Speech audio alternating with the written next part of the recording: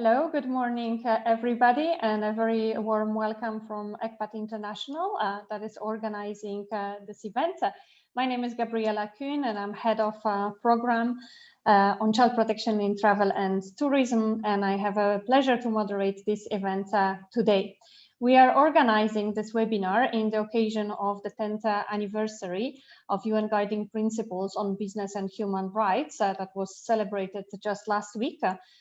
To highlight key issues related to child protection from sexual exploitation that need to be urgently prioritized as part of the next decade of business and human rights. This event is organized as part of the project Developing Travel and Tourism with Child Protection in Focus for a sustainable post-COVID-19 pandemic recovery that is funded by the German International Cooperation on behalf of the Federal Ministry for Economic Cooperation and Development. And this project supports cooperation between 11 countries in 3 regions: Africa, Latin America, and Southeast Asia, and Germany. So today we are honored to have with us speakers representing the German Embassy in Bangkok, German International Cooperation, UNICEF, Global Strategic Transformation, American Express Global Business Travel, and that is representing the World Travel and Tourism Council Human Trafficking Task Force. And WTTC is a forum of global businesses, leaders that include the entire spectrum of travel and tourism industry. So airlines, airports, tour operators, online distributors, cruise lines, investment companies, insurance groups, and technology. We have with us also members of the code, Studiosus and Touristic, and ECPAT members from Ethiopia, Philippines, and Vietnam, and other members are joining us as participants of this event. And we all together work to ensure that children's rights to live free from all forms of violence and sexual exploitation are prioritized as part of travel and tourism development. So today's event will be structured in 3 parts. First, we will have 3 opening interventions, following which we will continue with panel discussions. And I will introduce our excellent speakers before their interventions, because we have quite a lot of very important speakers with us. You can also read the biographies of all the panelists and see the entire agenda, and the links to both of these documents will be shared through chat box. Following the opening, this is an important part, there will be time for questions from the participants. So I invite everybody to submit your questions at any time of the event. You can do it through Q&A box or through the chat. So let me start with the first panel. I would like to introduce the first 3 speakers. Dorothea Czarnecki, who is a Deputy Executive Director for Programs at ECPAT International, and she will open this event. Then we will have Jan Scher, the Minister Deputy Head of Mission, German Embassy Bangkok, delivering opening remarks.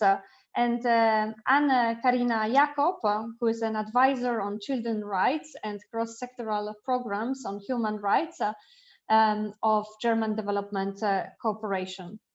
So let me now turn to Dorothea.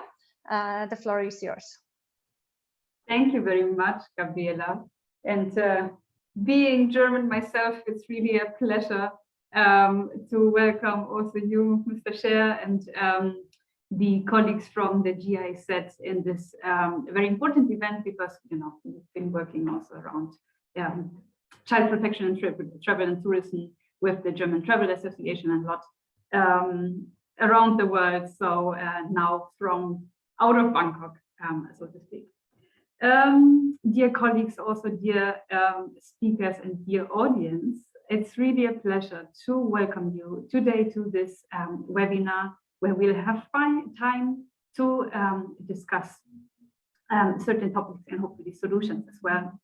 As Gabriela just mentioned, we will highlight the issues related to child protection from trafficking in sexual exploitation in the context of travel and tourism. And we will look ahead on how the influence global, regional, and national agendas. So the child protection issues are prioritized as part of a sustainable and responsible travel and tourism recovery.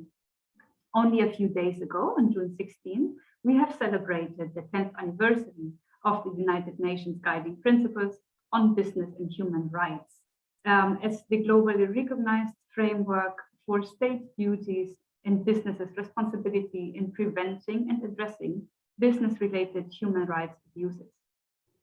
Although many governments and businesses refer to those guiding principles, children's rights still are not elevated to the same priority as adults in those frameworks across countries and regions.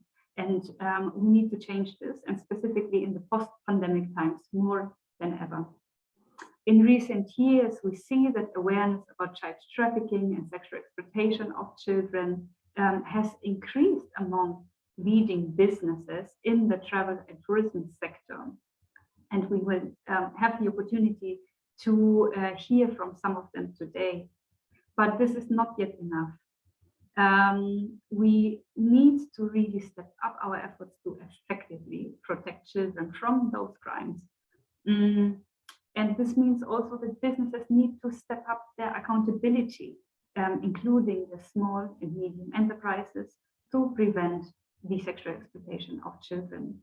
And now, of course, it's more urgent than ever because we see that children and their families, in particular in countries that have been traditionally dependent on tourism, are more vulnerable to sexual exploitation due to the COVID crisis. The United Nations Guiding Principles are a voluntary framework, but they pave the way for binding national legislation.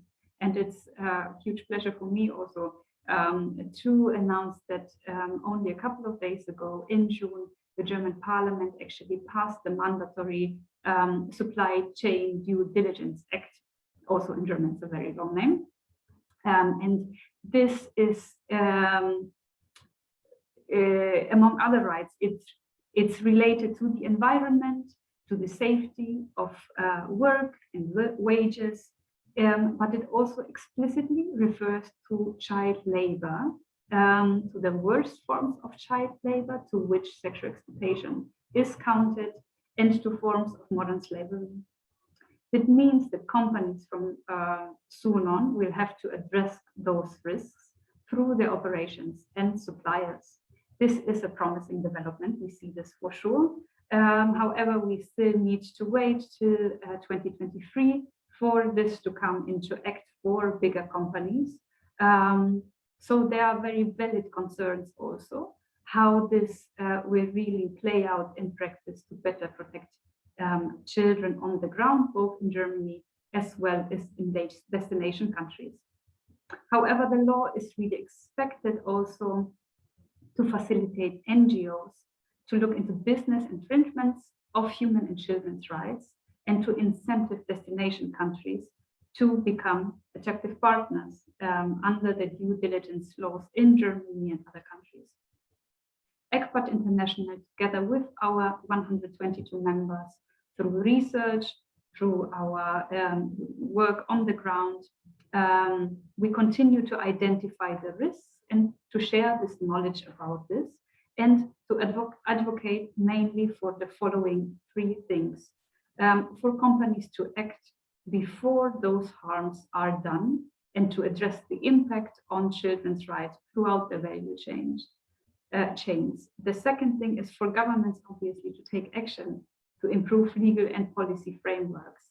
And the third point is for the general public to be aware of the crimes of sexual exploitation occurring on a daily basis, and to be a critical customer and demand companies and governments to introduce ethical standards to fully protect children.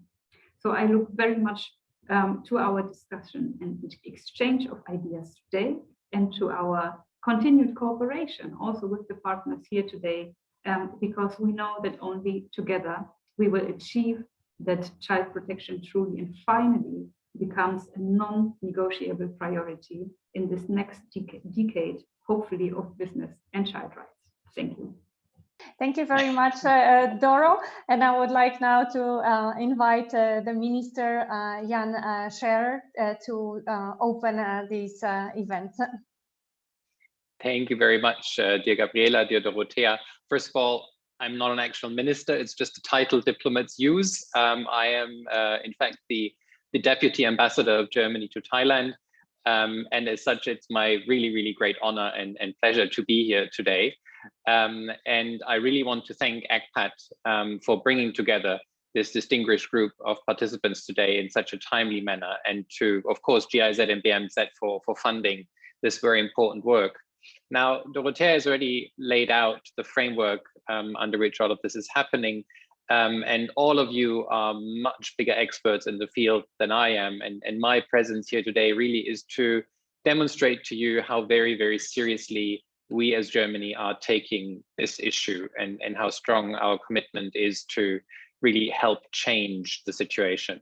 The pandemic, and all of you have experienced it, and all of you know it, has been a huge challenge for the tourism industry, and countries like Thailand have suffered enormously from economic impact. I just read figures today that on an island like Phuket, for example, more than 2/3 of all the business have gone out of business, and in some parts 75% of the shops are closed at this moment, and you can only imagine the amount of human economic suffering behind that.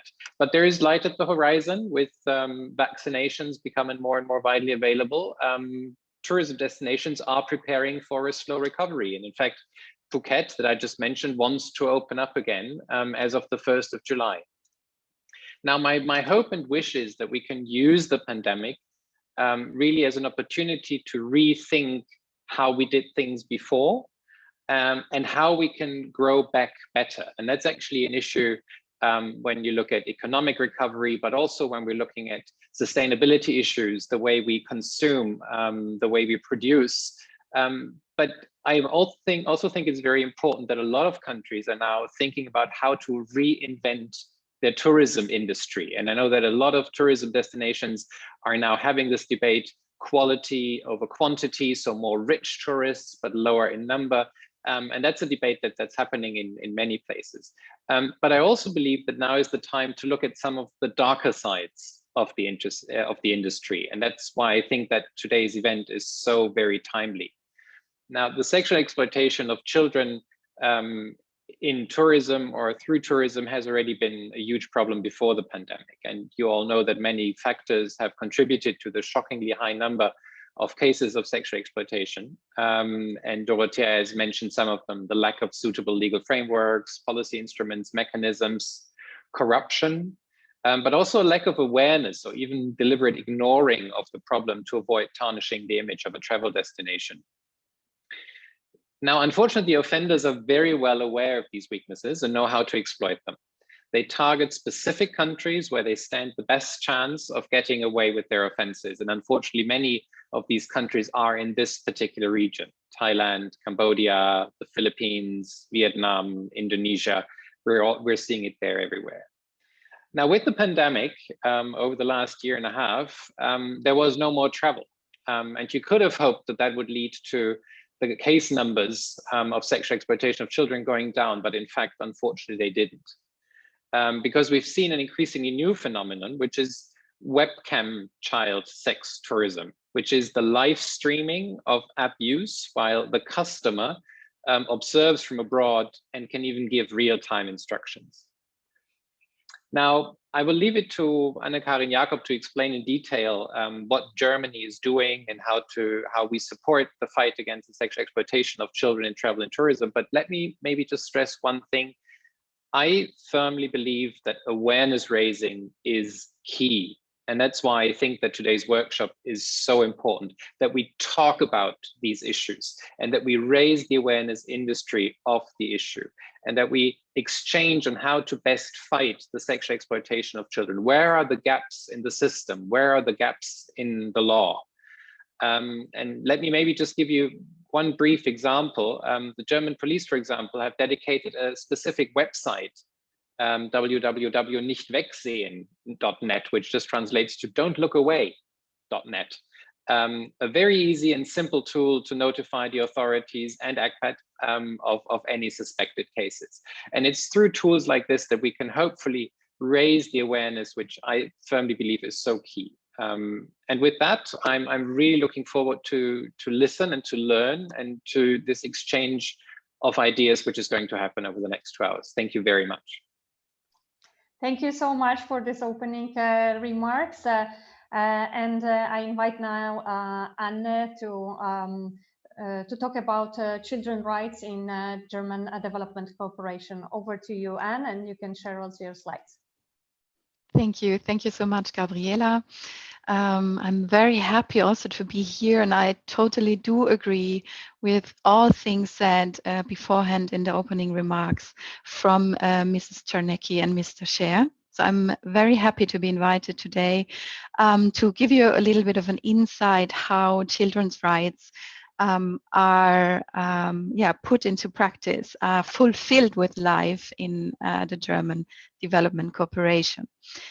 So I will share my screen now, and I hope you can see. Yes, we can see it well. Great. Thank you so much, Gabriela. So as I said, my name is Anne Jakob, and I am working as an advisor, particularly for children's rights and youth rights in the GIZ. And I think it's very important that we tend to the question why children are particularly important when it comes to development, and why it's time to step up the game, as Mrs. Czarnecki said in her opening remark, to really put some effort towards children and to fulfillment of children's rights. So just to provide you some quick facts. So 3.2 billion people are currently younger than 25 years old. And that means that 1 in 3 persons in the world is a child. And that also means that 9 out of 10 children live in developing countries.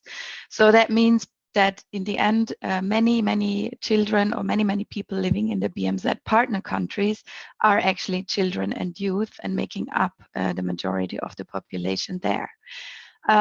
So the BMZ and the GIZ considers that the foundation of a person's future, such as labor market access, health, and, for example, active citizenship, is decided during the childhood.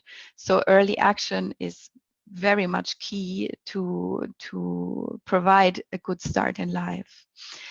So BMZ and GIZ are very dedicated to fill the SDGs with life, and you have to look at it, it's 9 out of 17 of the SDGs that do refer directly to children and youth as the so-called critical agents of change of our time. The German Development Cooperation intends to apply throughout all sectors a so-called human rights-based approach, and we are very much working on the mainstreaming of children's rights on project level. And in order to do so, the BMZ issued a child rights action plan called Agents of Change in 2017 to give it the right support it actually needs. And the main objective is to strengthen children's rights systemically and expand activities to promote the children's rights as well. So in easier words, it's actually that children's rights are guiding what we do and how we do it. And I think this is pretty important to keep this as a little mantra in your back head and apply it in the work you do. So the action plan that I was just speaking about was implemented from 2017 to 2019, and in the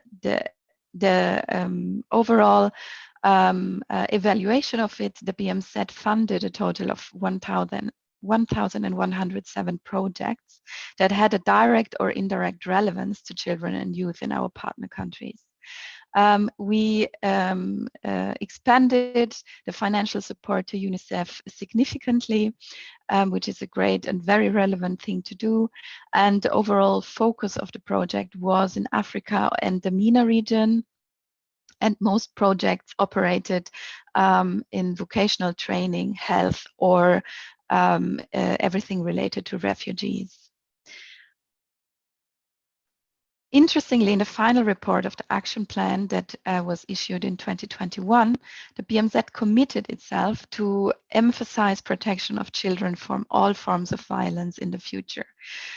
So we all know that in recent studies, like, for example, the ILO Global Estimates on Child Labor, we see how important it really is to continue tackling violence, abuse, and exploitation of children and youth. We know that the number of exploited children has grown for the first time in 2 decades, and worldwide, that means that the number of children in child labor and exploitation has risen to 160 million. That means it's an increase of 8.4 million children in the last 4 years. And this is really necessary to keep in mind also when it comes to the tourism as an area of work. Of course, BMZ and GIZ are not only demanding, but they also lead by example and have taken a look by themselves on what they are doing in their internal processes to protect children from violence. And currently there is in place a safeguard and gender guideline.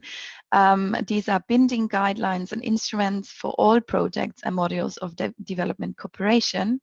And they do examine non-intended negative impacts regarding human rights, but also children's rights. Also, the BMZ has established the first German ministry, a permanent youth council. This is something very new. It has just happened a few weeks ago. It is consisting in 15 members and they are aged 14 to 24. And as we all know, working with children and youth in particular, needs to meet certain quality standards. It needs to meet certain protection measures. And therefore, the BMZ also established a child protection policy to ensure that these participants of the Youth Council are safe from any forms of violence during what they do. Also, the GIZ has committed itself to a child protection policy on all levels of work that we do. Later on, I maybe can share the link to it. So hopping from what we do internally, the BMZ and GIZ, I also would like to share a little bit on some child protection projects that are currently running, that are currently operating. So for example, we have in Burkina Faso a very well-known project called Pro Enfant. It is in place in the 3rd phase actually, so working quite some time. And the project there is strengthening child protection systems at national and decentralized level in order to protect children from sexual violence, child labor, and also trafficking in the area. During the recent events since the COVID-19 outbreak, we also observed in all countries over the world that there is a greater risk of domestic violence and abuse, often due to the closure of schools and other support services. And this led to the decision of the BMZ to release particularly COVID-19 related funds for the protection of children. And since this month, we are actually starting a partnership with the Global Partnership to End Violence Against Children in the area of online sexual exploitation and abuse. As we know that numbers have been skyrocketing, particularly also in the online sphere when it comes to sexual exploitation of children. The idea is that the Global Partnership to End Violence will publish a global guide on the gaps in legislation and possible solutions to it to address through legislative measures online child sexual exploitation and abuse.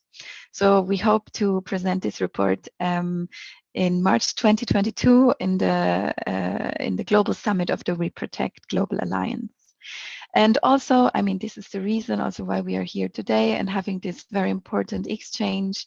Currently we support ECPAT International and sorry, this is my secretary. And so we are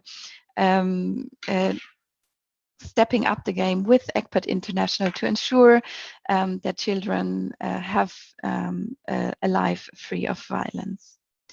So I think I'm coming to an end, and I want just to have an outlook on the challenges and opportunities that we are seeing ahead. So I think it's really important to keep up in mind that leave no one behind actually means leave no child behind. And I think this will be more relevant than ever now, as it's very visible that the COVID-19 pandemic is having or is causing a backward trend related to the fulfillment of children's rights. It is imposing many difficulties to children and their families, and the impacts of the COVID-19 pandemic are not only on health issues, but are also spiraling parents and families into poverty with many, many consequences for children. Also, I think the German due diligence law that has been mentioned earlier can serve as an opportunity for us to tackle the exploitation of children. And I want to finish this with 2 questions. So are we actually doing everything we can protect and to empower children and youth? And I would also like to ask, how do we engage sectors which currently are not as much or not traditionally associated with children and youth rights? How do we engage them more in this debate? How can we step up the game in this case too? So thank you very much. And I'm really looking forward to the discussion to come.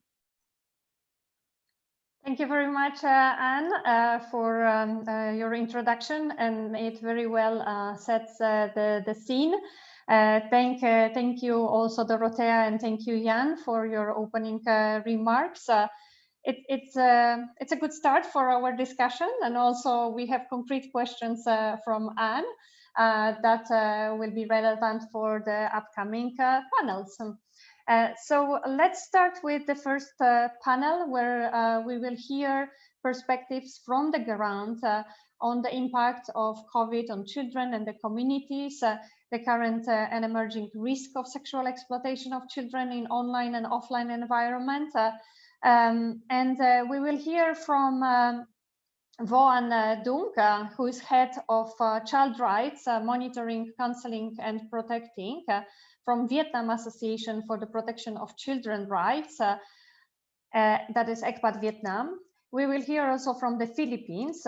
We have with us Janice Sofia Talib, who is project coordinator in Bohol province for ECPAT Philippines, and Tessema Bekale, who is executive director of Emmanuel Development Association based in Addis Ababa in Ethiopia.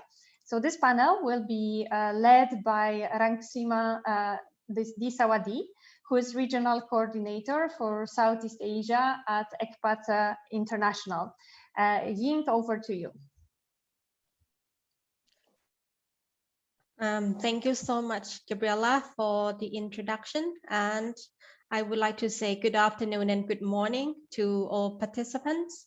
As introduced by Gabriela, we have with us 3 panelists who have direct ground experiences from Vietnam, from Philippines, and from Ethiopia. For this panel discussion, we will have 20 minutes, and each panelist will have 5 minutes for your intervention. And for participants, if you have any question or comments, please feel free to type in the chat box right away, because we won't have time for Q&A after this section. So my question, so first of all, may I request all the panelists, Voan Dung, Dr. Tessema, and Janice from the Philippines to turn on your video. Thank you. I think Dr. Tessema, if you can turn on. Yeah, thank you all. So my question for you who are the child rights advocates and who work on the ground today would be, so from your experience, what are the risks to child protection that need to be urgently addressed by business and governments in the context of travel and tourism with its online elements? If I can invite Mr. Vo Andu to start, you have 5 minutes, please. Xin chào.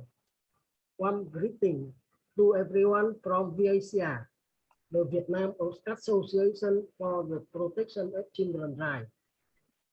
VACR has responsible to network, collect information and proposals from other social and laws, to participate in supervision and of child rights implementation, to voice out and give its opinion and send their proposal to the relevant agency on child issue and violation of child law. This is the state in child law in Vietnam. First of all, I would like to talk about the impact of the COVID-19 pandemic in Vietnam in the opinion of children and caregivers. Last year, VACR conducted a 15-day rapid assessment to understand the perspectives of children and caregivers. We collect the opinion of 707 children and 2,027 caregivers. The results show some key findings as follows. 60% of children said that academic pressure is still their main pressure even at home due to the pandemic. Near 60% of children over 6 years old think that online learning has a negative impact on their health. And 42% of the caregivers spend more than 4 hours a day playing with their children under 6 years, while children aged 10 and under 16 have only 5% of caregivers doing so. And near 60% of child caregivers say their relationship with children has improved during this time. And more than 40% of children have not focused on improvement their knowledge and skill to use the internet safely, and 5% of caregivers are concerned that the possibility of online child abuse is an inevitable threat to children during this time. And 26% of caregivers have difficulty monitoring children use of digital device, while 40% of children feel uncomfortable having their internet access controlled for entitlement. And children and caregivers share the same desire to end this pandemic soon. Children can return to schools where we offer more appropriate programs than online media. Now I would like to talk about the current risks related with online child sexual exploitation and abuse. Among the current potential risks, VACR pay great attention to those related to parents and children. Parents do not children's internet use and accessing online for communication on social network is being limited. Children do not have the skills to seek help when at risk of being abused online. Parents do not pay attention and lack skill to support and guide children to interact safely and healthily online, but they often only prohibit children from online activity. Mr. Dung, I think that's very useful. Maybe you have just 1 minute to finish. Anything? Okay. Next, I also would like to mention the expectation of VACR in the incoming time.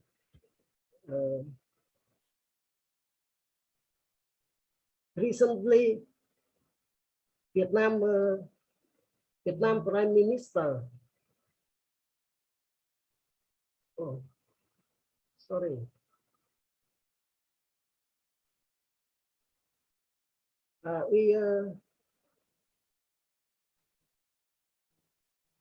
Maybe you can share more information in the chat. Why you're trying to find the slide or? Yes, recently Vietnam Prime Minister has approved program to protect and support children to interact in cyber environment in healthy and creative manner in the 21 and 25 period. This is the first national level program on children protection in cyber environment. The program agrees to protect personal information and secret of children when they get access to information and take part in the online activity. It also aims to prevent and handle action using the cyber network to carry out prohibit activity against children in any form as regulated by the law. The new Thank you so much, Mr. Dung. I think we sorry for my interruption. I think we want to focus on the risks first, and then if we have time, we can come back to the some good initiative later. Is that okay? Okay, thank you. Yeah, thank you. Thank you so much. I mean, that's very useful. Now I would like to pass the microphone to Ms. Janice from the Philippines. Janice, the floor is yours. Okay. Good afternoon. Good day to all my colleagues towards child protection in sexual exploitation of children. As we know, sexual exploitation of children, online sexual abuse and exploitation, and the cases during the pandemic has proven that 1.3 million Philippine-related cyber tips of online sexual abuse and exploitation of children, or SAEC, were received by the Department of Justice here in the Philippines from NECMEC in 2020. Financial transactions like linked to SAEC in the Philippines also alarmingly surged last year. It is clear that the travel restriction hasn't really prevented child sex offenders from victimizing children. They simply transition online to abuse children from the comfort of their own homes. They even taken advantage of Filipino children, increased time online, and their dire need of resources to survive this very difficult time. Based on the rapid online survey that ECPAT Philippines has conducted during the first 3 months after the pandemic, we found that they mainly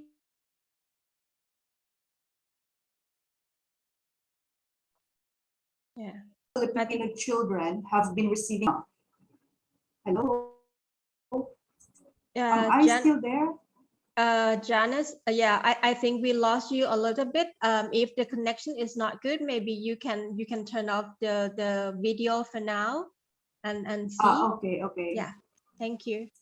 Yeah. So I have a bad connection this moment. Okay. Yeah, now. So now aside from aside from the importance of strictly implementing child protection laws, the government needs to demand accountability from businesses that are being used as venues or means to exploit. That would include ICTs, ISPs, social media sites, and even banks and money transfers where offender sends payment for a site transaction. The businesses should take accountability by investing in prevention tools, proactively collaborating with law enforcement in investigating cases, and ideally by also supporting vulnerable children as part of the corporate social responsibility. Likewise, as we gradually restore travel and tourism, the government should ensure a scheme once again. So businesses should be facilitated to adopt and implement from our best.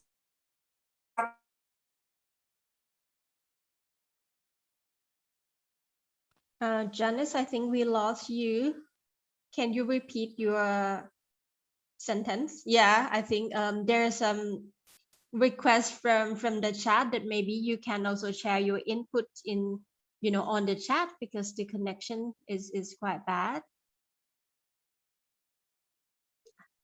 I think we lost you entirely, Janice. Adopting a local ordinance that requires all tourism businesses to adopt a child protection policy, train its employees in child protection, display child protection information materials. This ordinance, which has enacted in 2017, has so far resulted in thousands of tourism workers sensitized and capacitated to respond to suspicious activities that may happen in their premises. More reports were referred to authorities for proper action as a result of this ordinance. We hope that this will be replicated in all cities and provinces in the Philippines. We also encourage tourism businesses to sign up to the code and gain access to a range of. That's all, Ms. Yee. I will just share my answer to the chat later on. Yeah, thank you so much, Janice. I think that's very useful. Unfortunately, the connection is not so good, but I think participants wants to hear more from you, and there has been a request that maybe you can share a summary later on, maybe through email to the organizer, and then we can pass it on. So now, Dr. Tisema, I think we also would like to hear your experience from Ethiopia on the impact on children and communities. Please, Dr. Tisema. Thank you very much, the moderator, and good morning, good afternoon, panelists. Just reflect on a short version of the effect of COVID in Ethiopia, but on the children. So, as a child-focused organization and a member of ECPAT International, we are following seriously in the issue of children on our daily basis. Due to the outbreak of COVID-19, 192 countries closed schools, as you know very well, leaving approximately 1.6 billion students affected by the school closures. In Ethiopia, the first case of COVID-19 identified on 13th March 2020. In July 17, 2021, around 247,775 Ethiopians are tested positive for COVID-19, of which 4,262 people have died. Only 1.9 million people have been vaccinated, which is slightly more than 1% of the population. The Ethiopian government launched the 5-month state's emergency, was subsequently implemented to the school, but currently reopened the schools. Over 26 million students from over 7,000 primary schools and over 500,000 primary school teachers across Ethiopia have been affected by the closures. During the school closures, the Ministry of Education provided distance learning through available media lessons, broadcasts through radio and TV media. In our case, the school closure have a serious impact on the children's access to and the quality of learning and learning outcomes. Closures also widen the equity gaps for children with existing deprivation in this sector. Particularly, children from poor families may not have access to radio and TV, and the parents may be less equipped to support their learning at home due to different reasons. Particularly, the poverty is the one. Children from poor families likely to face greater economic shocks, increasing the likelihood they will enter into paid labor and making it less likely they will return to school. They may also miss out on a school feeding, which has stopped since the outbreak of COVID-19, especially in Addis Ababa and other major towns. Due to the school closure, girls may be more at risk of entering into early marriage, exposure to sexual violence, and unwanted pregnancy, and violence family members as well. Children with disabilities are one of the most disadvantaged groups in terms of access to school during the pandemic. Number of children are also often witnessing to domestic violence, the rates of which are thought to have increased because of much time spent at home during the outbreak. More vulnerable children are becoming malnourished due to the deteriorating quality of their diets and multiple shocks created by pandemic and its containment measures. COVID-19 has also affected children's health, and there were a number of unvaccinated, under-vaccinated children are existing. So this is all about my presentation. Thank you for ECPAT International just inviting us to just present this a very important issue. Over to you, the moderator. Thank you, Dr. Tesema, and thank you all the panelists. I'm sure there would be some comment or questions to your interventions later on towards the end of the conference. So for now, what I have been hearing from you is the current emerging risks include online abuse and exploitation. Children might be dropping out of school.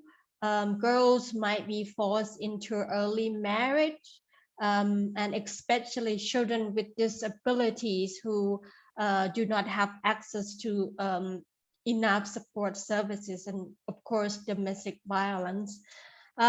So I think for now our time is over for this session, and I would like to pass the floor back to Gabriela, please. Thank you very much, Ying, and thank you all for your interventions, and you are doing amazing work on the ground, and we may sometimes struggle with the technology to connect on events like that, but it's all because there is amazing work done on the ground in these countries and sometimes in the remote areas. So thank you so much for your interventions, and we will also share the summaries with all the participants. Thank you very much, and I would like to now introduce the speakers of the second panel. We have with us Ruth Hopfer-Kupsch from Studiosus, and Christian Byczek, who is Manager of Corporate Responsibility at their Touristic group. And the session will be moderated by Damian Brosnan, who is the Manager of the Code of Conduct for the Protection of Children from Sexual Exploitation in Travel and Tourism. And you will discuss business perspective on the current crisis and the recovery, and how children's rights can be prioritized, and how we can protect them with the support of businesses and leading private sector companies that you are representing. Over to you, Damian. Thanks, Gabriela, and thanks to Ruth and Christian for joining the session, and thanks for the organisers for giving us the chance to contribute. As Gabriela said, my name is Damian. I'm the manager of the Code, which is an initiative hosted by ECPAT International, working with tourism companies from around the world on implementing practical steps on child protection in a really proactive and positive way, to join with civil society, law enforcement, government agencies to take positive steps in protecting children who might be affected in travel and tourism in a negative way. I thought I might start by asking Christian and then Ruth just to give a very quick introduction to their companies, because maybe some participants are not familiar with these companies. You're both based in Germany, but you work internationally. But maybe I'll pass to Christian first for just a very quick perspective on their Touristic and the work that you do. Yeah, thank you very much, Damian. Der Touristic, it's actually the second largest travel group operating on several source markets in Europe. It's often that our tour operator brands are better known than the group, actually. So we have in several European source markets, we have a number of tour operators focused on the volume markets, and even more small specialist tour operators. But we're also operating hotels globally, but with a strong focus on the Mediterranean. So basically sun and beach destinations in the Mediterranean and in Northern Africa. And we are operating in 23 destinations globally, destination management companies. We are part of German retail group Rewe, and overall for the travel group, we had pre-COVID levels handled around 8.4 million guests per year, and we're employing around 10,000 employees globally. Wow, that's a significantly sized operation, especially pre-COVID. I imagine these days it's been quite challenged and reduced. Right. Ruth, can I ask you very quickly again to do a similar introduction for Studiosus? Yes, hello, good morning and good afternoon to everyone, and thank you for inviting me. To introduce a bit Studiosus, Studiosus is the leading European tour operator for international study tours. That means cultural tours worldwide, and it is family owned, founded in 1954. We offer tours into in normal times, normal times into 120 countries worldwide, but the headquarter is, and the center is in Munich. We have around 350 employees, around 100,000 customers per year, and there are 580 tour guides, trained tour guides by Studiosus, trained, working for us worldwide. We are engaging in sustainability, I think, from the beginning on, and we are working on the issue of child protection for about 25 years already. So just to give you a short insight into what we are doing. Thank you so much to you both. I mean, clearly you're both working with tourism companies that have a global reach. And I guess the perspective we're hoping that you might be able to share with us today is we've heard from different NGOs and other agencies. We'd like to hear from the business perspective in terms of what sort of challenges you've both faced or your companies have faced during the pandemic, particularly in regard to child protection issues. Ruth, maybe I'll start with you on that question. What has Studiosus seen? Well, the challenges we had from, on the matter of child protection from sexual exploitation, that was the first issue that was dropped after the abrupt stop of tourism activities in March 2020. So I think tour operators, worldwide tourism associations or business partners from abroad had more immediate problems to organize and to finance their business than to think about child protection. And this was a real challenge because we didn't get any information and we couldn't connect for information even because it was a certain shock. So till today, we didn't receive adequate information about the situation in the respective destinations from our business partners and stakeholders where we normally are connected to concerning the issue of child protection, but also due to the lack of feedback from our guests, of course, and in particular from the lack of reports from our trained tour guides. They do have to report after each tour, and also the issue of child protection is one of the important questions we have in these reports, and there is no possibility to get these informations. Yeah. So working actively on child protection in relation to sexual exploitation in the tourism context was definitely not possible, more or less, during the last 14 months.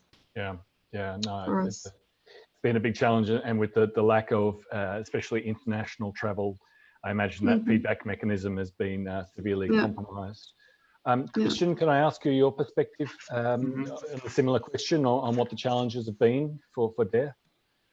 Well, our experience has been very similar to what Ruth already explained. So when early last year, the pandemic basically occurred and travel became reduced or impeded rapidly.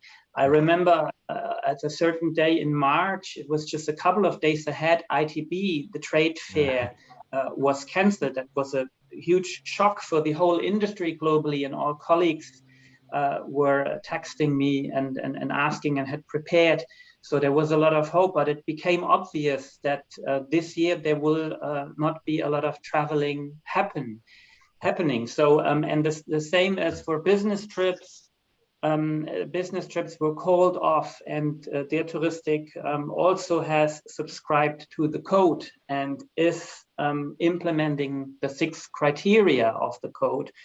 And we had chosen training activities which take place in form of classroom trainings, for example, also in our hotels overseas. And all that was called off, on the one hand for budget reasons, because there was a clear budget cut with people not traveling anymore, and on the other hand for safety reasons and due to travel restrictions. So a lot of activities that we were actually implementing on a regular basis became discontinued last year.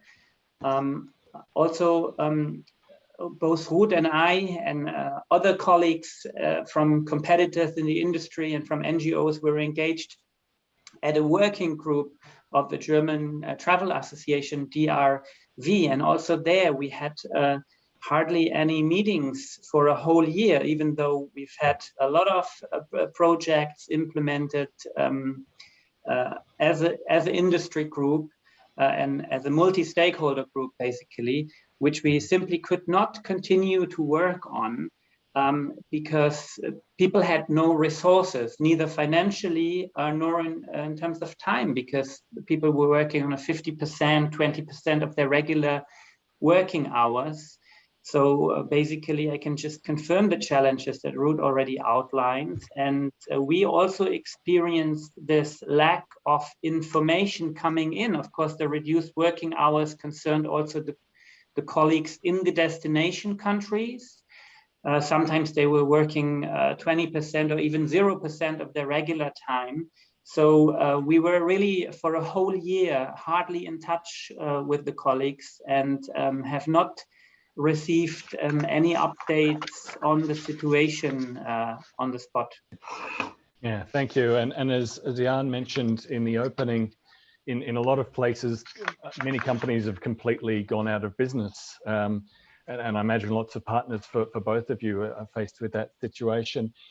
Maybe to look on a more positive note, and fingers crossed we're going to begin to move into a recovery phase in the coming months for travel and tourism. I guess my next question is for both of you.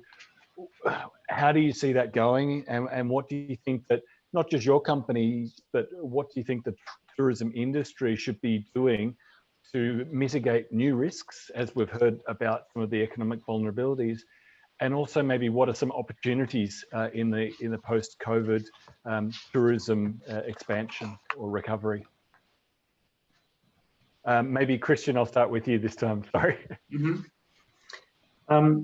Well, one of the opportunities that the crisis as such, which is still on basically, brought for us is that we had less focus during the last year and a half on operational issues.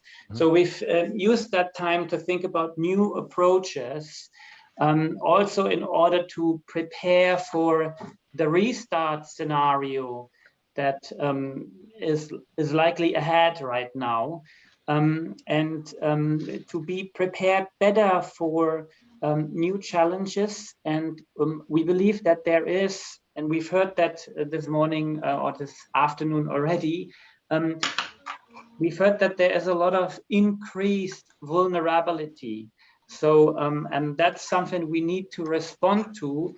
And for this reason, we've used the time to start working. We haven't finished. We're just now in the process to work on a child protection guideline, looking at our processes, looking, for example, the trainings that I mentioned earlier. We had decided to provide classroom training for reasons of quality. We didn't want to offer just short trainings or online trainings. And now we've changed the direction, and we will offer to all employees in the group different types of trainings and different formats and lengths of trainings, catering to the needs of each different position. Okay. So this will be broken down further than what we had arranged before, because we believe that we can reach more people in the company and more partners in this way. We are also sort of trying to broaden a little bit the approach towards child protection, not only in order to be able to prevent and respond to better to any challenges with regards to sexual exploitation, but also we're trying to look at the wider sphere of aspects related to tourism products. So we would like to work on specific guidelines for our product teams when it comes to phenomena such as orphanage tourism, school visits, Also begging children, yeah, we've always involved our clients, for example, with regards to the reporting platform that Jan Scher earlier mentioned. Yeah, so we do communicate don't look away.report to clients who can then report suspicious observations. But to date, we haven't provided our clients, our travelers, with information how to deal with begging children. Yep. So we've, at the same time, we're trying to widen the approach somewhat, because we believe that there is actually a relation between this, yeah? Yeah, there's certainly an elevated risk factor in that sort of scenario. Yeah, thank you. And it's really great to see some examples of companies taking a proactive way, measures to inform their staff, to train their staff, and then also to help inform their customers. Ruth, do you have a brief comment on the risks or opportunities as we look to post-COVID tourism recovery? Well, yes. I mean, we have a similar situation. We have this, just a moment. Okay. No, you see, okay, you see me now. Yeah, we have the similar situation like what Christian has talked about. Well, I started during the last months to contact with our project partners, where we are still in connection via our project fundings, via Studiosus Foundation. And in order to get more information in the different countries, I mean, that's slowly we get that information. The local teams, there established the successfully contact with the children connected into the projects. They and with the young people and their families, they visited the families in the neighborhoods and they helped also where necessary, but they also got information, and doing so in a certain amount, there was a control in these families because they learned how, and also the people visiting them learned how things were actually going, and what if it was necessary. They took measures, and they are still taking measures. So we therefore know a bit more what is going on in certain areas. But all this is nothing new. But this information in reports will help us to better understand the social situation in the respective destinations. And this also enables us to better and more specifically synthesize adequately our travelers and to train our tour guides and other stakeholders in the future. So currently we start to review our internal managing system and about child protection. We take a critical look on our guidelines, the customer information, and also the training content for tour guides and stakeholders, because still we don't have these international tours going on, and the restart will start slowly. Yeah. If we are lucky, well, end of the year, but the next years are coming. So yeah, this is what we are doing at the moment. We are working on the process, on the existing guidelines, and what all we are doing to renew, to update, and to see what we can do better for the future. But this shows us also more clearly that we need a broader information platform in order to gain knowledge about the sexual exploitation of children. And this meeting here shows us that it is possible to connect and to get more information. Yeah. Thank you. Thank you, Ruth, and thank you, Christian.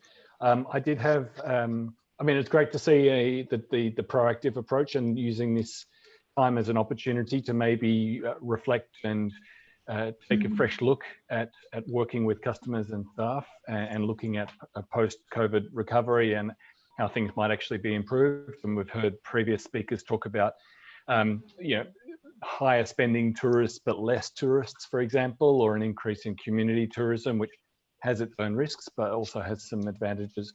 I did have another question, but I think in the interests of time, I might push that to the end if we have time, around the legislation that Dorothea mentioned at the start of the meeting, which is just been introduced in Germany around due diligence on child protection. It's also similar legislation is happening in other countries around the world, and I think that that's part of the picture, and it shows that governments plus the private sector need to play a big part in this. I do appreciate your comments, both of you, about the difficulties that your companies have faced, the deprioritization of child protection and the lack of resources, and a discontinuation of continuity in staffing and staff training, and obviously travel overall. So thank you both so much for your time, and with that I'll pass back to Gabriela. Thank you very much, Damien. Thank you, Christian and Ruth, for your interventions. And indeed, there are so many challenges, and they are also in destinations, because we have to remember that, I mean, it's beyond the international travel. Sexual exploitation of children happens also domestically. And as your Ruth said, there is also limited information from destinations. So many challenges to be addressed. And now we would like to look ahead, how and what we can do to prioritize child protection as part of the recovery. And we'll do that together with Michelle Dyer, who is representing Global Strategic Transformation, American Express Global Business Travel, and WTTC Human Trafficking Task Force. Lucia Soletti, who's Chief of Child Protection of UNICEF in Cambodia. And back with us is Dorothea Czarnecki, Deputy Executive Director for Programs of ECPAT International. So I will be moderating this discussion, and we want to reflect now on what we heard from the NGOs about the emerging risks that are aggravated by the pandemic. We heard from the private sector what challenges they are facing in the view of the recovery. And I would like now to hear from you, what's from your perspective, what concrete actions can we take together with Human Trafficking Task Force, with other private sector companies, with governments, with UNICEF, with ECPAT? How can we work together? And what other key change makers, that also goes back to the question of Anne, how we can engage other sectors or also other change makers in the travel and tourism industry to make sure that child protection is prioritized as part of the next decade of the UN Guiding Principles, and also sustainable recovery of the tourism industry. So I would like to start with Michelle, if you could give us your perspective. Thank you. So as you mentioned, I work at American Express Global Business Travel, the world's leading travel management and meetings provider, but I'm here today at the gracious invitation of the World Travel and Tourism Council to represent our Human Trafficking Task Force. Harkening back to the subject of today's meeting, sustainability is really ultimately about people, ensuring a thriving civil society for generations to come. And the travel and tourism sector manages the movement of people. And as a critical component of our social contract to conduct business, our industry has a responsibility to protect the individuals that we serve, transport, accommodate, and employ. Combating human trafficking is a monumental task, and as Dorothea said earlier, we're not doing nearly enough. More individual corporate action is necessary, but it's also not sufficient to the task at hand. It's essential that we join forces and implement tangible solutions to end this global crime. As a sector, travel and tourism has the power and ability to counteract and prevent human trafficking, and given the importance of this issue and the dedication that many of the WTTC member organizations have, together we formed a Human Trafficking Task Force. And this task force developed an action framework which focuses on raising awareness, education and training of both travelers and employees, advocacy to encourage governments to enact and enforce legislation focusing on human trafficking, and support to provide assistance, rehabilitation, training, and employment opportunities to survivors. So to start with awareness, this is about increasing industry and consumer engagement in countering human trafficking. The more we know, the more we can prevent this crime. Initiatives focusing on awareness enable our employees and travelers to not only notice, but also to voice and report what they witness. This leads to greater mobilization against crime, which can reduce demand and as a result, result in policy and behavior change that increase reporting and victims' access to support so that they're not victimized again. So for example, here at MXGBT, we launched an awareness building campaign in 2019 in conjunction with the UN Day Against Trafficking of Persons to raise employee awareness of this issue and what our industry's role is in preventing it. So we share indicators on how to spot suspected cases and what to do, including hotlines available in all our major operating countries. And we also provide specific other actions people can take if they witness human trafficking for our travelers. As another example, Carlson was a leader of the Super Bowl 52 Anti-Sex Trafficking Committee to prevent and disrupt sex trafficking in conjunction with that event. And they helped develop a plan for use in other communities during other large-scale events as well. And CWT and Expedia have hosted hackathons to help reach tech employees and garner interest in preventing human trafficking.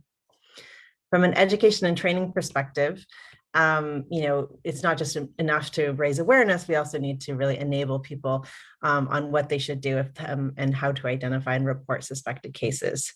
So many of our members leverage ECPAT International's excellent resources like trainings, e-learnings, and programs in their global efforts to prevent trafficking.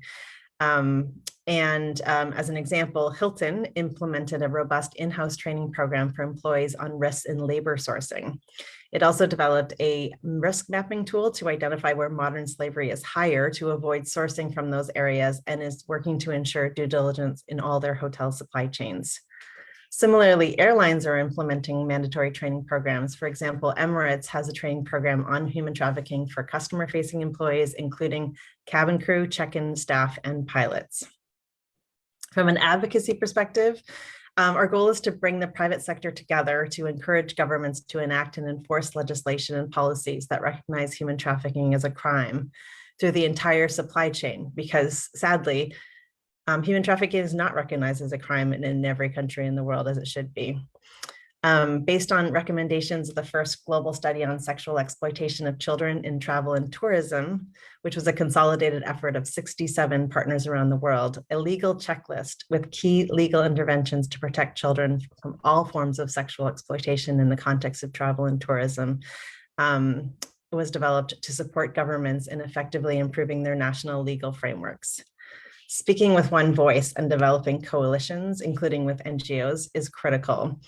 Not only at the federal national level, but also at the local level to address the risk that children continue to fall victim to trafficking and sexual exploitation through gaps in policy and legal frameworks, which traffickers know and are known to exploit. And looking ahead, we will be continuing to cooperate with NGOs, specifically key UN agencies and other travel and tourism trade associations such as IATA and ACI. And then finally, from a support perspective, we are working together to provide assistance, rehabilitation services, employability training, and opportunities for reintegration into the workforce to human trafficking survivors who sadly face a lot of stigma after being victimized. Sorry, that makes me really sad when I say that. For example. Well, thank you for such a strong commitment. That's a very strong commitment to the cause, and thank you, for presenting all of these key pillars that WTTC is opening for the cooperation with important partners. These are really key areas where we can strengthen our forces together. Yeah, I mean, ultimately, the purpose is to bring together travel and tourism to work together and cooperate so that we can share best practices and information, because no one can do this alone. And as a sector, we employ, pre-COVID anyways, 1 in 10 people in the world. So we have a lot of ability to influence this and do a lot of good in this area. So thanks for giving me the opportunity to share. Thank you so much, Michelle. And these are really key pillars, and travel and tourism is can make a real change. And it's a great platform through WTTC to cooperate on this and cooperate with NGOs, but also with governments and with UN agencies. And we have here with us Lucia that can tell us more about it. Thank you, Gabriella. And of course, good afternoon to everyone in this webinar. We know that COVID-19 is as much a human rights crisis as it is a health and economic one. And while children are not the face of the pandemic, they are among the hardest hit. And in addition to a rise in violence and abuse of children during the lockdown, it is inevitable that the economic fallout will worsen not only trafficking and sexual exploitation, but also the safety of children online, increased risk of family separation, child labor, and child marriage. As communities around the world are facing the dramatic impact from the COVID-19 situation, the risks for children associated to the recovery for travel and tourism have increased. And we need to go the extra mile now to prepare for this and ensure that children will be protected from adverse effects. Child protection needs to be put at the heart of COVID-19 recovery efforts. At UNICEF, our role is to provide immediate support and protection to those most in need, but also to encourage governments and other partners, such as the one that are with us here today, and of course others, to identify new strategies and ensure a sustainable recovery following the pandemic. Prevention and response to child sexual exploitation and abuse in the travel and tourism sector does not exist in a vacuum. That's very important to take into consideration that robust systems of child protection at country level are essential, and therefore investment in child protection systems is at the heart of our work. In order to strengthen the engagement in the region, UNICEF supports the ASEAN and the ASEAN member states to develop the regional frameworks and standards. And in addition to the ASEAN Declaration and Regional Plan of Action on the elimination of violence against children, UNICEF has supported the ASEAN to develop the Declaration on the Strengthening for Social Work for Cohesive and Responsive Asian Community, which was adopted in 2020, and is currently supporting the development of the roadmap and for its implementation, which is due to be adopted at the 38th Asian Summit this year. Such frameworks are critical in elevating the elimination of violence against children on the political agenda and accelerating actions for building systems and prevention and response that reduce risks and vulnerabilities and ensures an effective response where children are exploited and abused. As part of the response to COVID-19, it is also very important to invest in supporting helplines, hotlines, and other online platforms to facilitate reporting of cases of violence and abuse, but also to provide the support as needed to children and their families. UNICEF also works more broadly to keep families together, including through strengthening the social protection schemes, or to support children in safe alternative family-based care, to ensure that children can stay in school and that they have opportunities for training and employment as they transition into adulthood. This year, we are celebrating the 10-year anniversary of the UN Guiding Principles on Business and Human Rights. And next year, we have another big anniversary coming up, that is of the Children's Rights and Business Principles.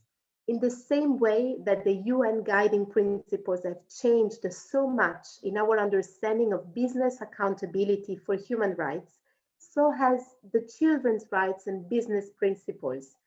They have been an instrument in changing the way we conceptualize and articulate child rights issues and impacts in the context of business policies, practices, and decision-making.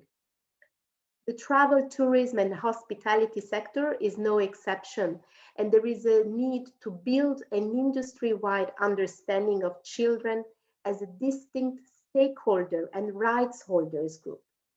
More importantly, companies must take steps to identify, address, and mitigate potential negative impacts and build capacity of relevant stakeholders to contribute to and promote collective action for children.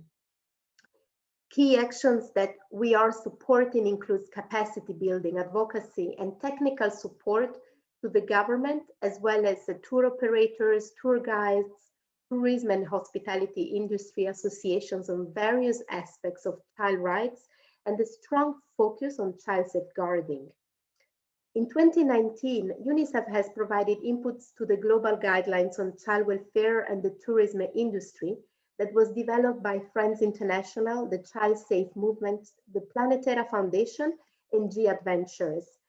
Since then, these global guidelines have been disseminated, and I know the Child Safe Movement has engaged in new initiatives since then, aimed at bringing online resources and opportunities for community tourism enterprises worldwide to build their knowledge on developing and operating successful products in a sustainable way that includes a strong child protection. Furthermore, a revised child safe training for community tourism enterprises has been launched just the last month and is available online through the Global Tourism Sector Network. And I know Marie Dung is also here with us today, so she may also be able to complement on the work that Friends International and Child Safe Movement is doing specifically on that. These are just some examples of very important initiatives that I know have been also supported by different partners, as I was mentioning, Friends International and Child Safe, and we have been collaborating on this here in Cambodia. But they are actually taking this forward, you know, in the region and globally. And I really would like to appreciate the efforts that have been done by the Child Safe Movement and all the other key partners involved in this initiative. It is really important to further accelerate the deployment of child safe trainings and awareness raising in community-based tourism locations in particular, restart the awareness campaigns for travelers, and advocate for more travel and tourism companies to implement the child safe guidelines. Really, the continued collaboration between government, business, international organizations, and civil society organizations is key to ensure the protection of children in the tourism and travel sector recovery phase. And we as UNICEF, we are very happy to continue to collaborate with government, business, international organizations, and civil society organizations in this work. Thank you very much. Thank you very much, Lucia, on sharing this very important points, how the companies need to mitigate and identify the risks. And it's one of the elements we are going to work with destinations on that through the developing risk analysis with the companies. And yeah, we need also awareness raising campaigns to request travel and tourism to put pressure from the customers that the products are ethical and with child protection in focus. And thanks for also sharing the work of Child Safe. And I see Marie Dung put a comment in the group with the link to these materials. So I invite everybody to have a look at these. Thank you very much for sharing. And with that, I would like to turn over to Dorothea. Thank you very much. And of course, I can only subscribe what has been said there and to see, you know, we are like the living example of what cooperation means, and that we're really going in the same direction here from different angles, basically. I mean, the added value that ECPAT can contribute to all those efforts that has been mentioned on different levels, of course, is our expertise knowledge, because we know that child protection it's not necessarily a common qualification of tourism professionals, of course. So tour operators, people working in hotels and so on, they are not child protection specialists, but we are.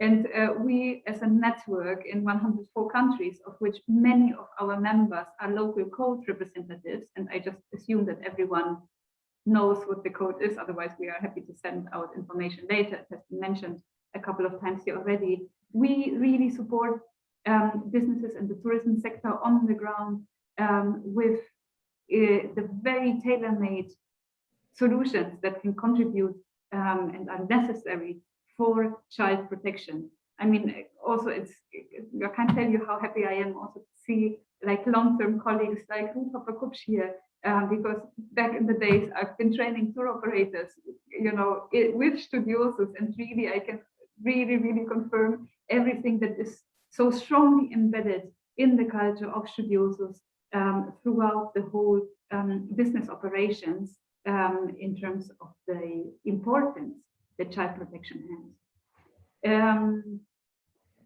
You heard also, and we all heard, the importance of reporting mechanisms.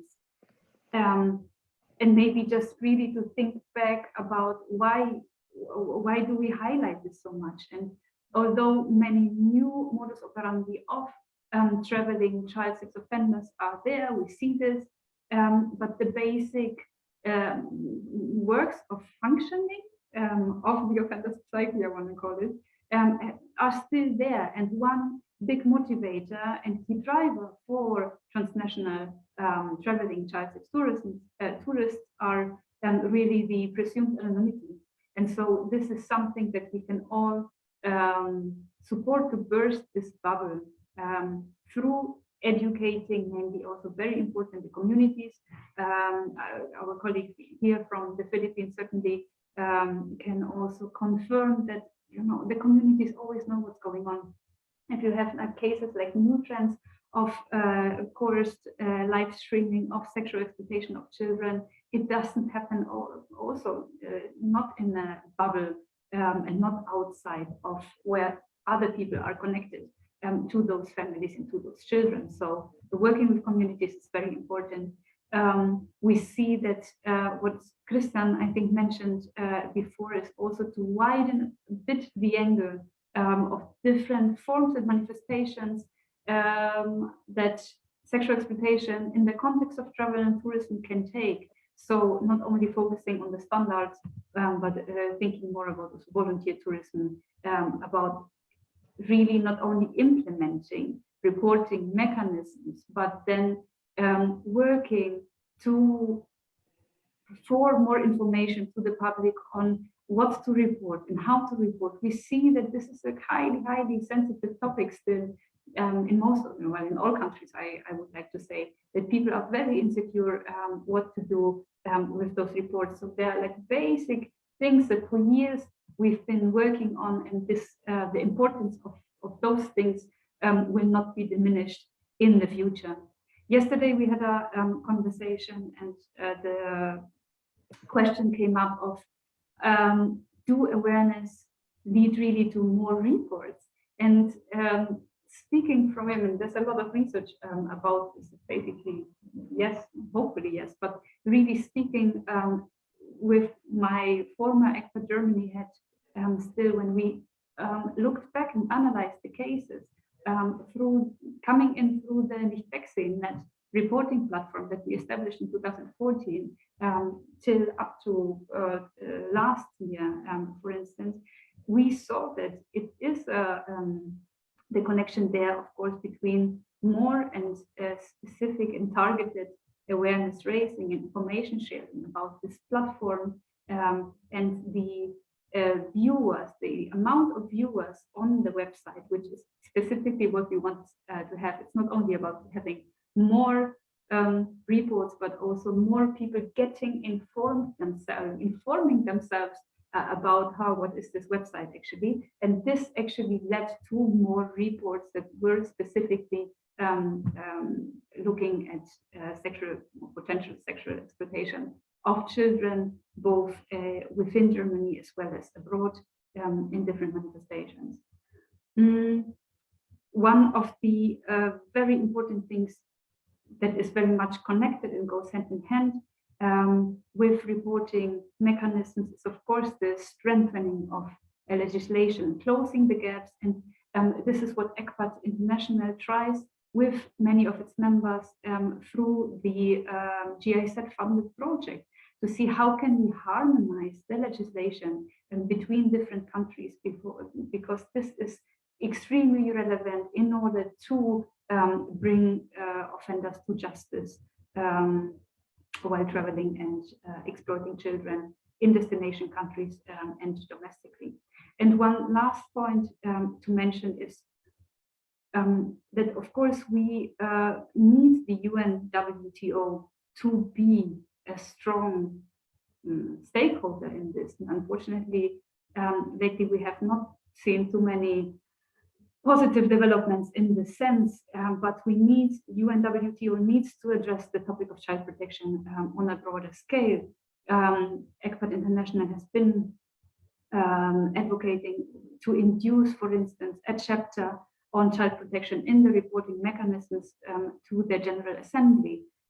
So, because this would allow the monitoring of governments and travel and tourism industries in terms of progress on child protection. There was or there still is a question in the chat asking, well, is there any global international child protection framework? Well, let's not forget the basis of everything is UN Child Rights Convention. This has said, like, really, this is the foundation. If every government around the world really follow this and implement and adopt the legislation through this, we wouldn't have the need for additional conventions and child protection policies. But this is something that we still need to remind sometimes governments about their responsibility also to the UN Child Rights Convention, as well as to the additional protocol called OPSC, to make it short, that governments have committed to. And one very promising development, of course, is the conversion of the UN Global Code of Ethics for Tourism into an international convention, but maybe only so far. So we still have a couple of minutes for question and answers, because I see like a interested audience here according to the questions in the chat. Thanks, Gabriela. Thank you very much, Doro, for summarizing and reflecting on the inputs by different speakers. Yeah, I would like to open it now to questions from the participants and to any interventions that you may like to do. And you can address these questions through the chat. We can also allow you to speak. I think we will have an intervention first from Josephine Hamann from ECPAT Germany in reference to the newly adopted Supply Chain Due Diligence Act that was mentioned by some of the speakers. And Josephine, like from your perspective of the NGO and ECPAT Germany, could you tell us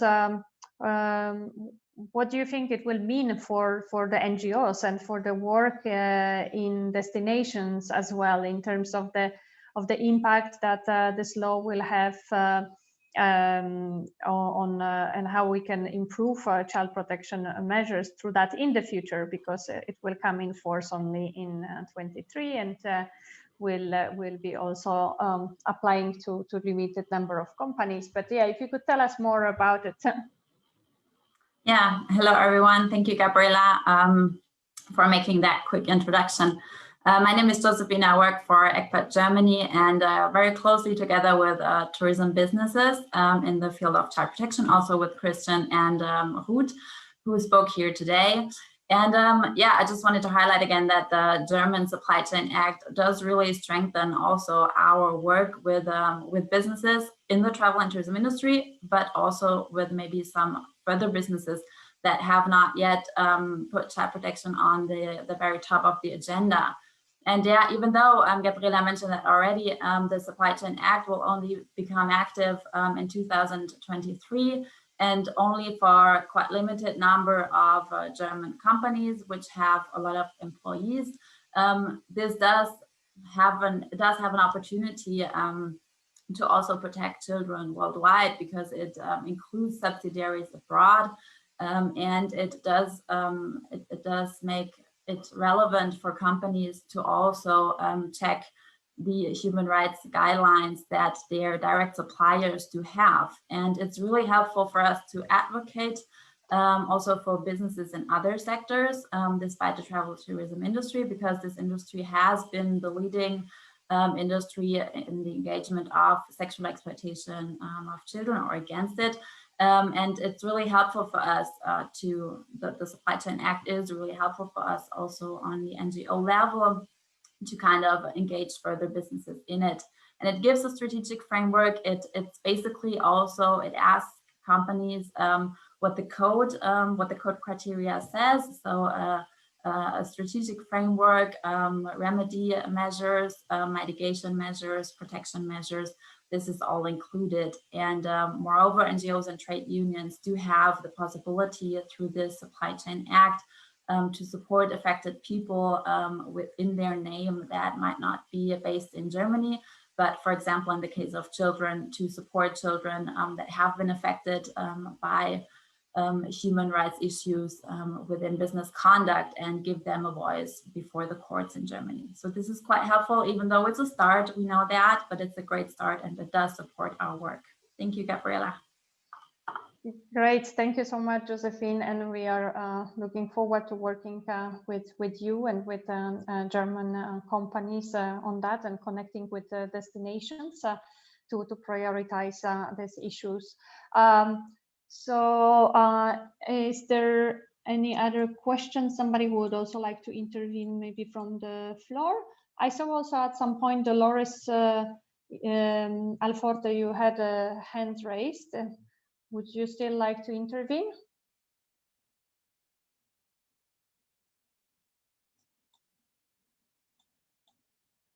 I think we can allow you to speak if you would like to, but I'm not sure. I see you are muted. Okay, I see panelist. Tessema, you would like to intervene now. Go ahead. Thank you very much, Gabriela. I was so impressed by all panelists and presenters.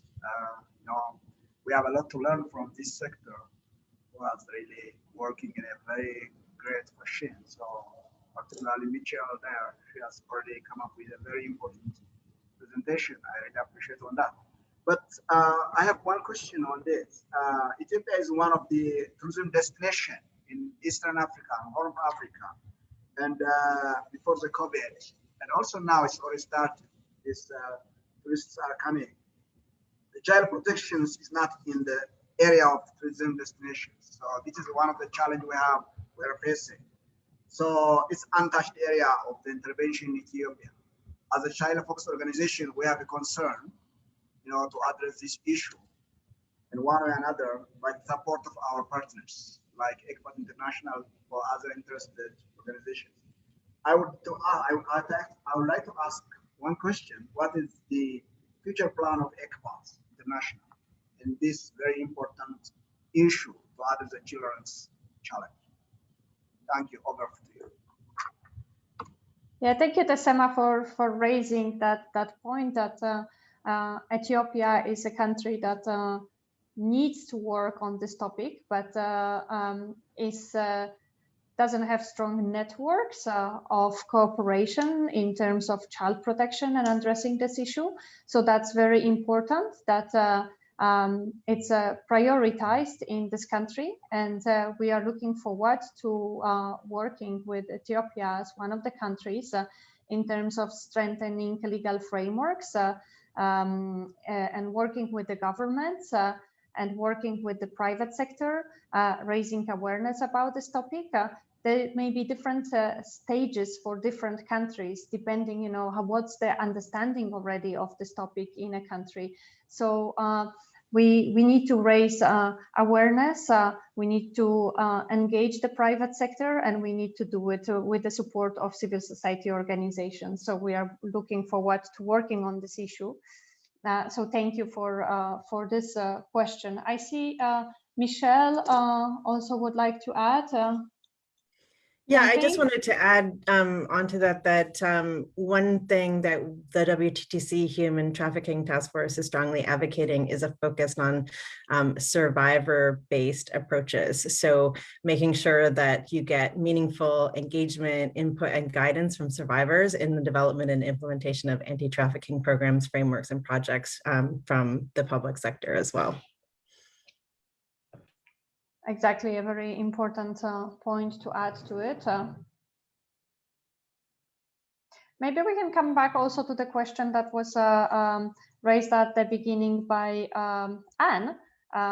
So what other sectors can we engage that are underrepresented and not associated yet with child protection, and what other sectors would we need on board beyond travel and tourism sector? So I open this question to the panelists. Not sure who would like to respond to that.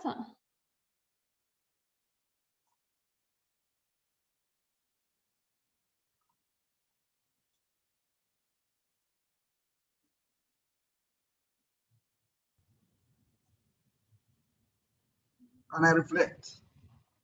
Okay, okay, thank you very much. According to our experience, we are, working for the decades on a child protection program in Ethiopia. So one of the areas, the strategy we are working with is the grassroots community, and again, community-based organizations, and again, the law enforcement and other appropriate stakeholders. So, we call this group is a community of practice group. It's legally established in Ethiopia, and we say this is a multi-stakeholders approach of, addressing the issue of the children. So, this community practice members are from different, government organizations, from law enforcement, from the community-based organizations, from the lawyers, and also parliament, and from different parts of the organizations.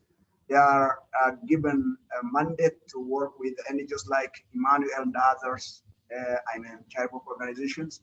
That is one of the strategy, our experience since today. I don't know how this is applicable for others, I'm not sure, but in our case, for example, for the tourism and issues, we are going to deal with the tourism minister, both at national level and the regional levels. These are a very important area where we can really address the issue and collaborate to address the issue of the children. Over to you. Thank you. Yeah, thank you very much, Tesema. And I think it's very important to engage also grassroots communities, especially that it's envisaged that the trend of local tourism, rural community tourism will be developing. So with providing access to children that may not be necessarily regulated and may pose a risk to children. And I see also in the comments from Joyatri urging also financial sector, IT and transportation sector. Lucia, would you like to comment more on that? Because I also see your comment in the chat. Yes, thank you. Yeah, no, I was thinking equally like some other people in the call now. ICT industry, of course, is another very key partner. ICT companies, especially now as we were talking about the increasing risk of children also online, and ensuring safety of children online and preventing sexual exploitation of children online. And I totally agree when in the comment there are also suggestions of increasing the partnership with the tourism and travel sector, as well as with the law enforcement key actors. And again, here, you know, key actors like Interpol and others are playing also an important role in tackling online child safety. So I totally agree with what some of the participants are referring to.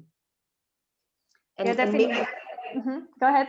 Yes, and maybe just to add that I can see there is an increasing efforts. Really, actually, COVID-19 has, unfortunately, you know, because of the increased presence of children online, there are, of course, increasing investments in really tackling also protection of children online, which is a positive aspect as well, I would say.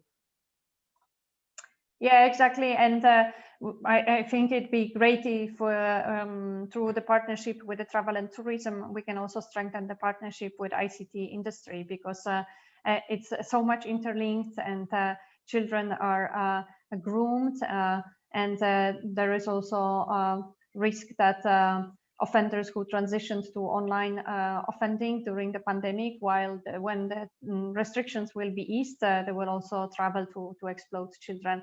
So there is much to be done there to address these interlinkages. I see also other comments in the chat. Also that we need to work, this is coming from Joyatri Rai from Equation, that we need to facilitate multi-stakeholder committees in each tourism destinations. This is yeah, very important to address these issues locally at the community-based level. Damien, go ahead. You'd like to add something about business travel? Thanks, Gabriella. I think Josephine from ECPAT Germany mentioned it quickly, but I think we talk about travel and tourism, but traditionally we're focused on tourism in a traditional tourism sense. But increasingly, as the ECPAT, or the Coordinated Global Study, found a few years ago, an increasing number of offenders are operating domestically or regionally and are traveling not necessarily as tourists, but as business travelers or traveling for work or other reasons. So I think working not just with traditional tourism companies, but with, you know, maybe big banks or big mining companies or other sectors that have a lot of their staff traveling for work. Obviously not as much at the moment as before, but that's an important part to not overlook, and to help those companies to work with their staff to make sure that they don't have this sense of invisibility or impunity that Dorothea talked about at the top of the session. And that they're held accountable and made to feel responsible for their actions when they're traveling. Thanks. Thank you, Damien. And I see also a comment from Astrid that we, from ECPAT Austria, that actually companies respond positively from her experience to involvement of police in trainings and meetings, because companies want to understand how to respond to cases, how to report. Okay, I think we have a lot of ideas here. I would like to ask Anne, would you like to give some final reflection before we close this meeting?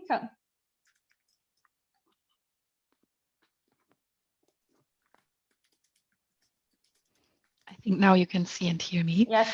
First of all, I would like to thank everyone for these very rich and thoughtful comments and ideas. I think some are already followed up, but I always see there are some that might spark a little new incentive on maybe, for example, engaging more with tourism magazines, or I pretty much think the idea of involving police directly in trainings to also have more ownership and more direct connections as very, very helpful and interesting.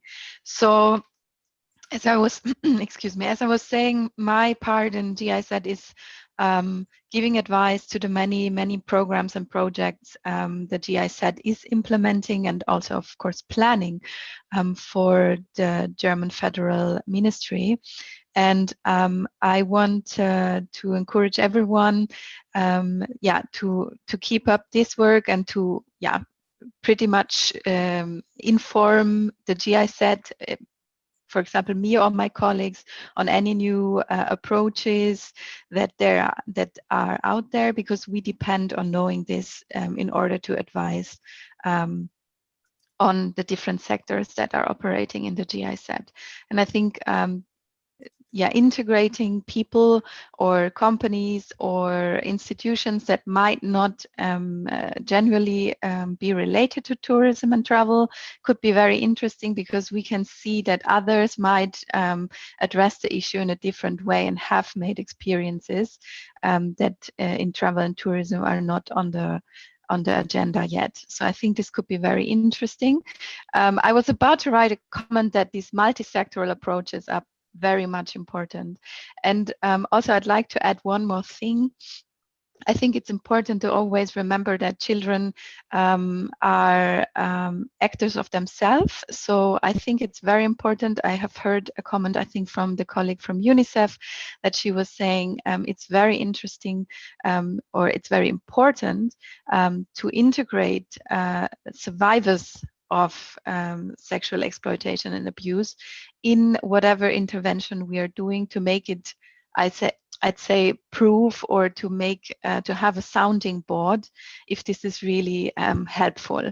So I know that it's always difficult to have children participate in such things, but still I think that tapping into the potential of children as a community itself could also be very interesting. It doesn't have necessarily to be the ones that are experiencing sexual exploitation and abuse that are addressed, but to open up the idea that children that live in the community, that they know other children, that they know other youth, that they are connected, could play also a significant role in changing what's happening in families, what's happening in different places in the community.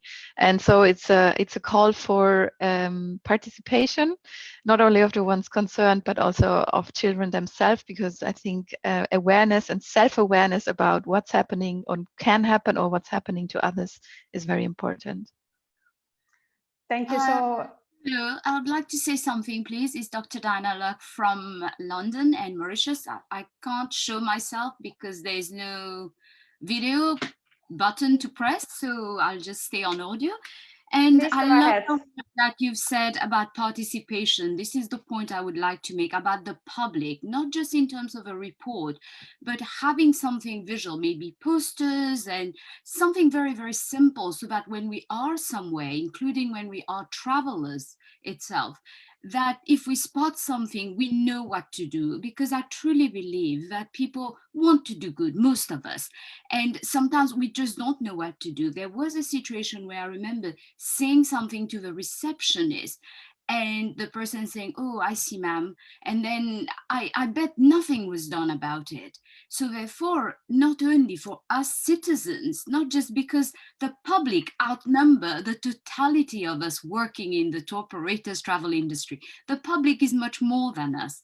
And they also, most people would like to see certain things stop.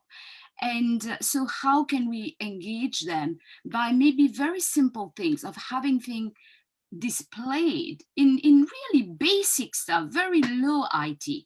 And also maybe the perpetrators themselves know that, oh, there's something there. There are people who are going to be more vigilant about it. Maybe that would help in terms of hopefully not putting the things even more underground, but making somebody think twice about, oh, maybe there's a temptation there. maybe I won't, just in case the person gets caught. And therefore rallying that, and so that the people, the normal person traveling knows what to do, because often the people who are at the front desk and so on, they themselves don't know what do they do with that. Do they contact the police, or is it something that is so common that they have become desensitized to it, or they are busy checking out somebody and they think, oh, I'll do that later, and never get to it. So really using resources that are available, and brilliant idea about including the children themselves so they know this is not appropriate. Because I'll tell you a real case. A while ago, something popped up in my inbox, and I opened it because it said something about, oh, tribal traditions or something. And it was a porn thing. And I was so shocked, like I just deleted it straight away. And then went into my junk and deleted it. It was not even in my junk mail. And weeks later, I thought, oh my goodness, why didn't I take the details of where that had come from? But I think, then what do I do with it? Whom do I contact? Do I contact the police about that? Would they actually even bother to do something about this? So therefore, this is something I think we can really tap in. Thank you. Thank you so much, Diana, for your intervention. And it's very important that we engage the general public as well, that we raise awareness, that we do it together with the private sector. And that's actually what is being done through the code, where the information is being displayed by the companies who are members and how to report. We need to work closer with hotlines, helplines. So the public can report any suspicious cases. Thank you, Anne, very much for also the summary and the closing reflections. I think there's many food for thought. There are also very concrete plans. There is a strong cooperation between the partners that participate here, but we are also looking forward to strengthening cooperation with all the participants of this meeting. We are also going to share this recording from this webinar with other businesses, with governments, with decision makers and policy makers, so we can influence global, regional and local agendas. And we are coming to the close of this webinar. So I would like to thank all the speakers, all the partners, all the participants, and we look forward to continuing our cooperation and to make sure that child protection is a key priority for sustainable and responsible travel and tourism post-COVID recovery. So thank you very much, and this meeting is closed now.